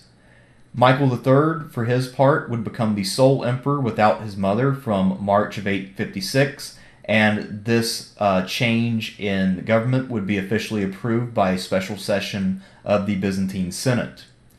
However, despite the fact that Michael was now the sole emperor, real power rested with Bardas from 855 until his murder in 866. And to be fair to Bardas, unlike many people who seized the government by force, he actually was a legitimate upgrade over Theoctistus. Theoctistus had done a decent job, but Bardas would be far better. The changing of the guard from Theodora and Theoctistus to Bardas meant that there was a major shift in the religious attitude of the power behind the throne. Whereas Theodora had been very strictly religious and very much into the zealot version of Orthodox Christianity, Bardas was far more secular in his thinking. Methodius had died in 847, as I mentioned earlier, and been replaced by Ignatius. Ignatius was the son of Michael I and grandson of Nicephorus I, and a hardcore zealot who criticized everything from court excess to secular learning. and that put him on Bardas's shit list, since Bardas was someone who believed very much in secular learning. And also, I imagine that Michael III was now old enough to feel resentment over the patriarch criticizing his personal behavior. So, those are two enemies you don't want to have. On the other hand, Photius was a learned layman who was a rival of Ignatius and apparently had defeated him in humiliating fashion in some sort of theological debate by setting a trap. I don't really understand the specifics of it, but it had humiliated Ignatius pretty badly, and there was a lot of bad blood between the two of them. And because Photius had managed to humiliate Ignatius, this meant that someone like Bardas would really appreciate that deed and would put Photius high on his list of people who would be a good patriarch. At some point, there was a would-be pretender who claimed to be another son of Theodora, and while this claim was patently ridiculous, Bardas either did see this as Ignatius's doing, because Ignatius had sort of a reputation for being a little bit of an idiot. He was not a very theologically sophisticated person. At any rate, Bardas either thought that Ignatius was dumb enough to try something this ridiculous, or else he thought that he could just pin it on Ignatius and go with it. And most likely it was the latter. He probably knew had nothing to do with Ignatius, and he just decided to roll with it.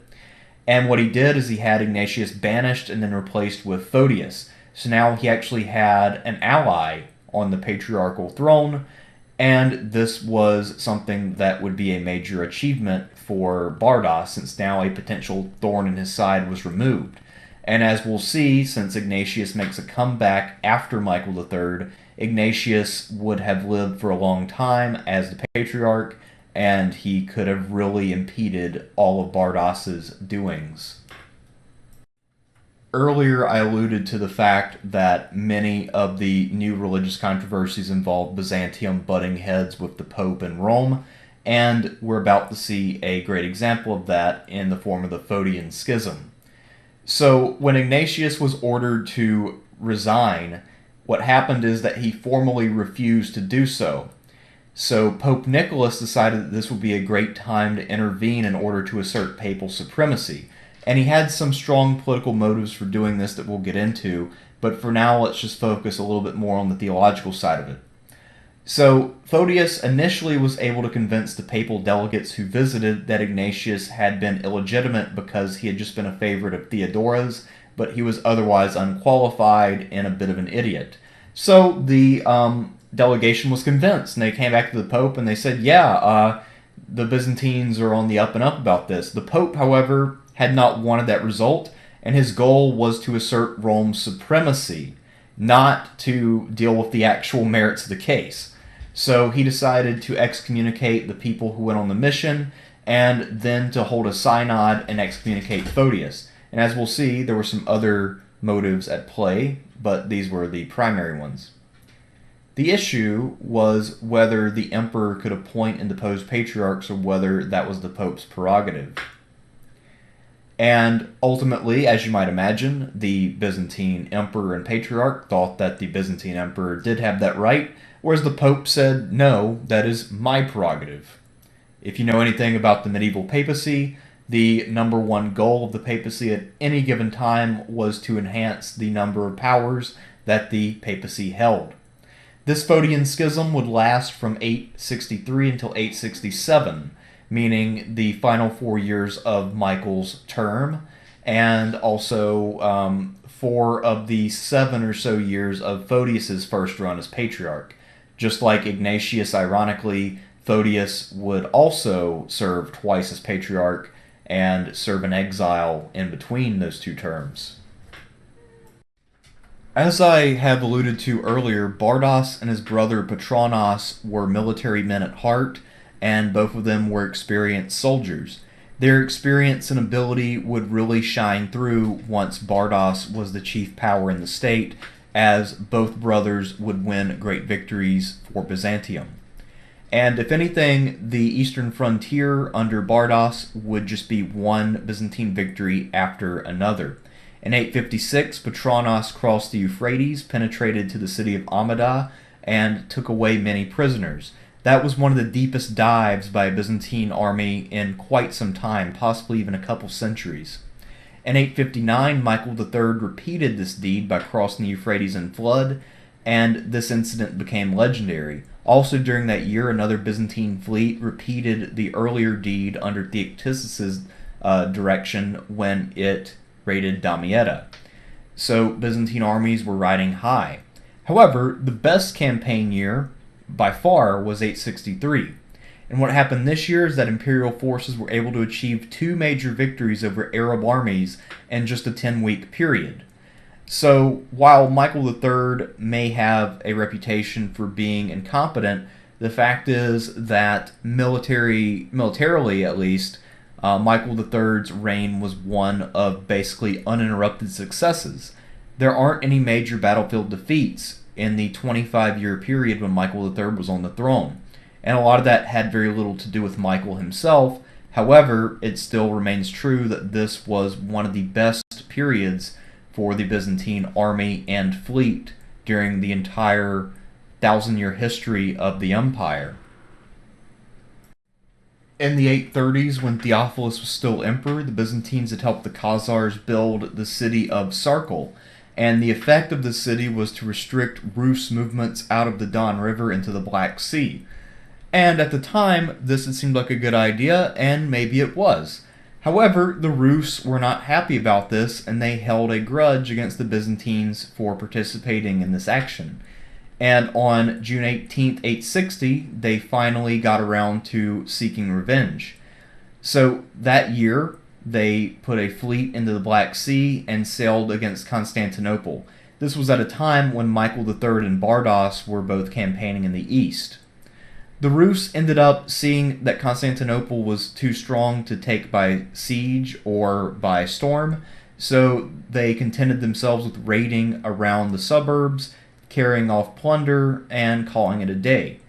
In the meantime, however, the prefect Orifice called back the emperor, but by the time Michael got back to the capital, the Rus had long departed. The patriarch Photius, being a good patriarch, decided to claim that the Rus had been forced off due to divine intervention. Because if you are a religious figure, you have to assign a religious cause, even when it could just be as simple as we have big walls, and they did not have sufficient siege engines to deal with that. It was also during this period of Michael III's reign, when Bardas was running the show and Photius was the patriarch, when the Slavs first approached the Byzantines and asked for missionaries as they began to become interested in converting to Christianity. Now, for both the patriarch Photius and for the Pope, it was obvious that this would be a competition for influence. Not only would each church stand to gain quite a bit by gaining influence in the Balkans, but it would also have a lot of political consequences. So both sides were very eager to gain influence. And it has been theorized that one of the reasons why the Pope was so insistent on excommunicating and delegitimizing Photius was to give Rome the upper hand in this contest. That this was the real prize, and it had very little to do with controlling who was on the patriarchal throne. At any rate, though, both sides would be competing for influence among the Slavs. And a mission was sent out consisting of the two brothers Cyril and Methodius. They had apparently grown up around a lot of local Slavic people. They understood the language, and they helped to create the first written version of a Slavic language and a Slavic Bible. Of course, it has been debated exactly what the nature of this thing was, but at any rate, because their mission to the Slavs is far more important to the Slavs than it is to the Byzantines themselves, I won't really go into any great depth on this, but suffice it to say that this was a major turning point in Eastern European history. But for the Byzantines, it actually wasn't quite as big of a deal as it was to their neighbors. So enough about those two guys. Let's now talk about what Michael and his people did to try to spread Christianity in the Balkans. Not only did the Byzantine Church fear the influence of the Roman Church, but they also feared the influence of the various Frankish splinter states as they continued to try to expand into the Balkans at the expense of the nascent Slavic states. So in 863, Byzantine armies turned their attention to the Balkans in order to advance both Orthodoxy and the Byzantine Empire. Michael III himself, with a jug of wine in one hand and a Bible in the other, led an army overland into Bulgaria, while another army landed at the mouth of the Danube, trapping Khan Boris and forcing him to surrender. Boris's troops were mostly facing the Frankish frontier, and he had no way to defend himself against the Byzantines, so he surrendered. And part of that surrender agreement was that he would agree to accept Orthodox Christianity. So he accepted, and then he was baptized with Michael's sponsorship in September of 865, thus taking the Christian name Michael, and his official name from then on would be Boris Michael, which is a little bit awkward, but I guess at the time maybe it didn't sound quite as goofy. So at this point we've already seen how there was a mix of politics and religion when it came to the motives of both the papacy and the Byzantine Church when it came to spreading Christianity into the Balkans. But now let's consider things from the perspective of the Bulgars. So for the Bulgars, they had been traditionally pagan, and they also had traditions of wearing trousers and turbans and practicing bigamy. So for them, they weren't looking to completely change their society, and they were maybe looking for a version of Christianity which would accommodate them the best. And especially for Boris Michael, this was a major priority. So the Byzantines weren't really willing to bend on any of these things, so at that point Boris Michael figured out that he could turn to the papacy for advice and help. So he wrote to the Pope, and the Pope said, you know what, you can wear pants, and you can also wear turbans, you just have to take them off in church. On the bigamy thing, you're going to have to give that up, but I met you half the way. And Boris Michael at that point said good enough. He expelled the Orthodox missionaries and embraced Catholicism. Another factor to keep in mind, which probably occurred prior to Boris Michael's decision, is that in 865, Michael III had directly threatened the Pope over the fact that the Pope was keeping a guy named Theognostus as a hostage. Michael had threatened that he would take an army to Rome in person and recover the hostage. So relations between the two sides were very tense, and if you were someone like Boris Michael caught in the middle, you had to play the game in order to advance your own interests. So by siding with the Catholic Church, he was able to appease his pagan subjects and not alienate them too much with this new religious change. Back at court, Bardas's position was becoming ever more formalized, and he was growing ever closer to the throne. In 859, Bardas took the title of Kuropalates, Lord of the Palace, a relatively rare distinction. Around this time, Michael III had largely put aside his legal wife and empress, so his chances of siring an heir were going down, which made it likely that he would need a Caesar in case something were to happen to him. You also have to keep in mind, Michael III was the son of Theophilus, who had died at 38, and he was also a heavy drinker, so despite the fact that he was still young, it was likely that he could just drop dead at any given time, and it was important for there to be a line of succession. So in April of 862, Bardas became Caesar, and therefore heir to the throne. And despite the fact that he was technically the second man and the junior emperor, he was already effectively acting as Basileus in all but name, and Michael seems to have been largely okay with that. Bardas was also an ardent supporter of the Magnara Palace School. This school had existed before him, but he would enhance its dignity and reputation.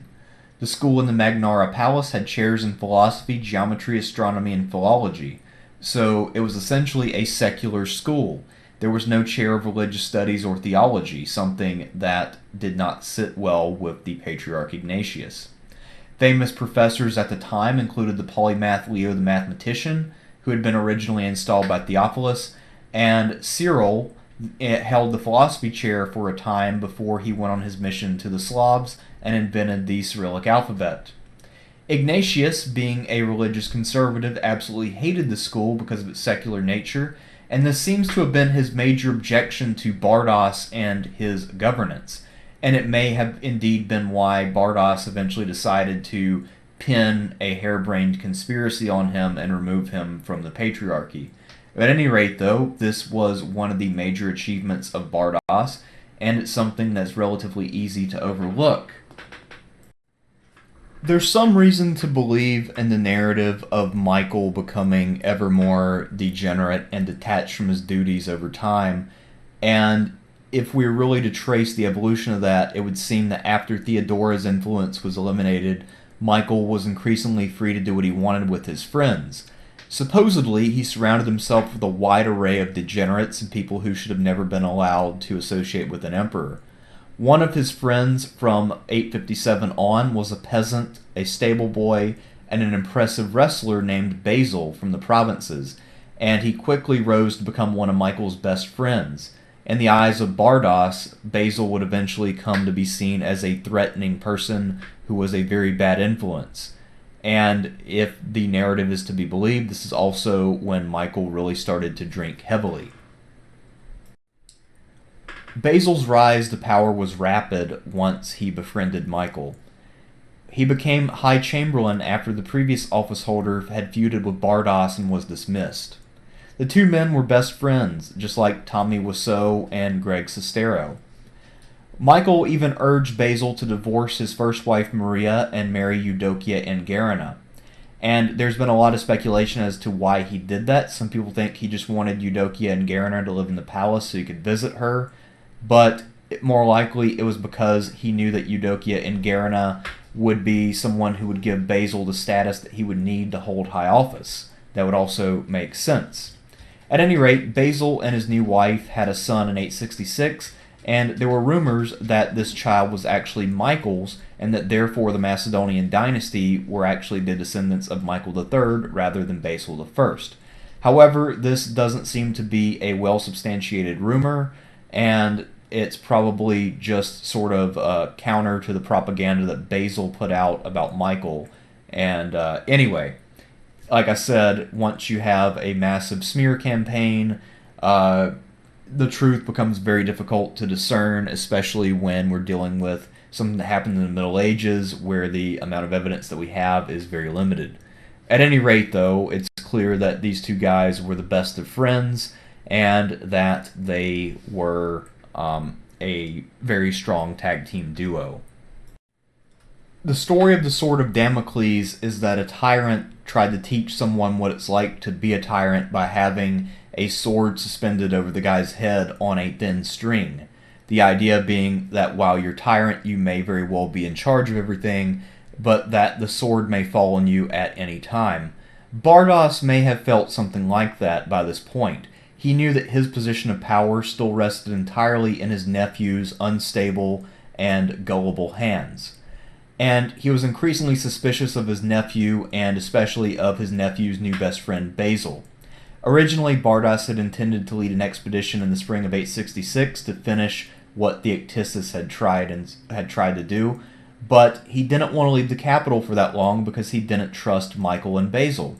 On March 25th, Bardas finally confronted the pair, and they convinced him with a blood oath that there was no plot to speak of, that he was still Caesar, and that they were all the best of friends. And Bardas was thoroughly convinced of this, it seems, and this put his mind at rest. He still didn't go to Crete, but that's probably because he hadn't made sufficient preparations. And it looks like he was going to content himself with another campaign in the east. Bardas was fully won over by the conduct of Michael and Basil in their March 25th meeting, and his suspicions were allayed. However, his friends were still suspicious of the intentions of Michael and Basil. On April 21st, one of Bardas's friends approached him and tried to warn him yet again, but Bardas failed to act in time before Basil approached him while he was holding audience and simply cut him down on the spot with a sword. Michael's complicity in this plot is not fully clear. We don't know if he was in on the plan or whether Basil simply informed him of what happened and Michael went along with it because he had come to regard Bardas as a threat. At any rate, several weeks after Basil's assassination of Bardas, Michael rewarded him by naming him as Caesar, and now the two best friends ruled together. Of course, no decision is wiser than trusting someone who just killed your uncle. So Michael showed his wisdom here, and it cost him in the long run. Before we move on from Bardas once and for all, I think that it's worthwhile to consider his achievements. Bardas oversaw great battlefield victories in both the east and the west. His coordinated assault on the Bulgars was inspired, and of course he was responsible for at least 4 or 5 great victories in the east, and that alone should really cement his reputation. His religious policies were contentious, but the problems were actually driven by the Pope and had more to do for a competition for influence in the Balkans than any kind of genuine theological issues. And I would say that his performance there was adequate, maybe not as great as it could have been. As a patron of the arts, however, he also stands out, since his patronage for the arts and his management of the empire helped to contribute to the Macedonian Renaissance later. In fact, despite the fact that Basil apparently feared and hated Bardas, much of the success of Basil and his dynasty was due to what Bardas did while he was running the empire. For the next 16 months, Michael III and Basil I were co-emperors, and they worked side by side. Most of their time was tied up by religious disputes with the papacy. There was an east-west theological dispute over the double procession of the Holy Ghost, and apparently both emperors were required to sit in on a council of the church. Neither one of them were very theologically inclined, though, so that must have been pretty boring for them. They also agreed to recognize Louis II as Emperor of the Franks in exchange for Frankish aid against the Pope. Frankish rulers like Louis II and Lothar II had their own grievances with the Pope, and at this point there was a secular alliance between the various Christian princes against the Pope for being too much of a hardliner for their taste. And this is pretty much all that happened during this period in terms of what Basil and Michael accomplished as a tag team. Once you've killed one emperor, it becomes a lot easier to justify killing another one.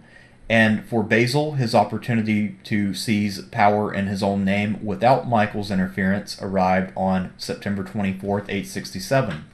At this time, the two emperors and their empresses were dining together at the palace of St. Mamas. And before they had dinner, Basil had visited Michael's quarters and rigged his door so it wouldn't lock properly. And later on in the evening, after Michael had gone to sleep and fallen into a drunken slumber, Basil and his co-conspirators entered the room, killed Michael, and then hurried across the Golden Horn to the Great Palace. At that time, the Empress Eudokia Ingarina was installed in the imperial apartments, and Basil I took power as the sole emperor of Byzantium.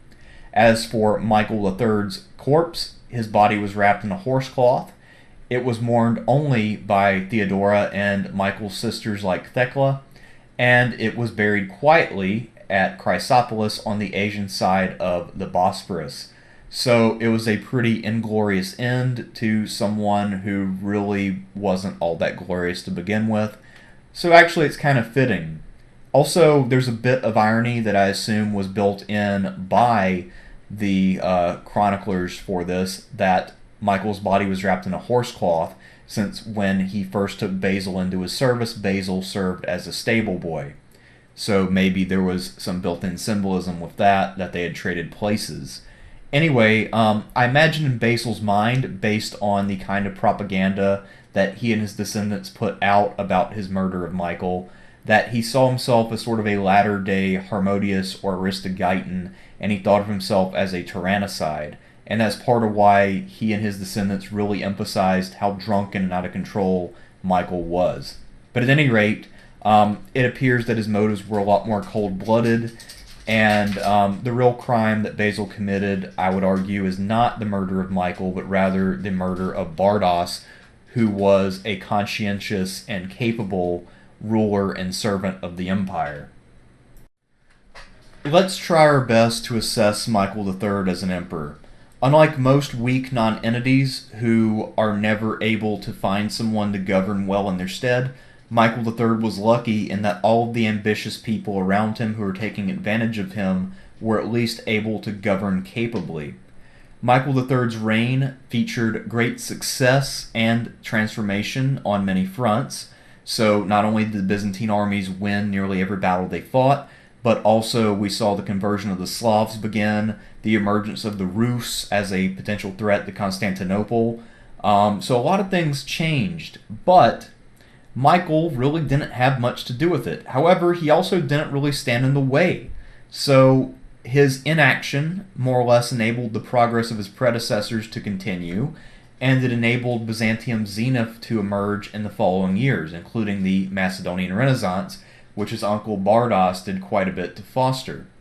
Personally, Michael III was not really able to perform as a full emperor. He did some things. We know he went on campaign several times. And he wasn't completely useless, but he clearly didn't have a handle on the empire, and he lost his life for it. He was very trusting, and he often trusted the wrong people. He enabled his friend to murder his uncle, and then he promoted his friend for that deed, and even gave him the status of being his own heir, although his friend was a proven assassin. I mean, like, it's incredibly dumb and naive. And actually, maybe Michael III was a reasonable governor. Maybe he actually was more talented than we know, except that he was just a horrible judge of character. Who knows? It's hard to say, but based on what we can say, it seems that he was more lucky than good. And, I guess there's nothing wrong with that as long as the empire that you're ruling does well while you're in charge.